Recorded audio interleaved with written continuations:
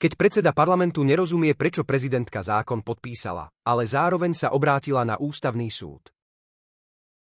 Tým, že čo sa mnohým môže zdať vlastne zvláštne, prezidentka hovorí, že odmieta ten zákon, zároveň ho podpísala.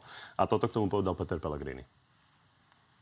Zákon podpísala a vyjadrila s ním súhlas. A tým práve vďaka pani prezidentke je pre parlament táto téma nakoniec uzavretá.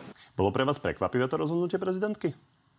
No hlavne by som chcel povedať, že pán predseda Národnej rady použil jeden výraz, že vyjadrila s tým súhlas. To nie je pravda. To je práve ten problém.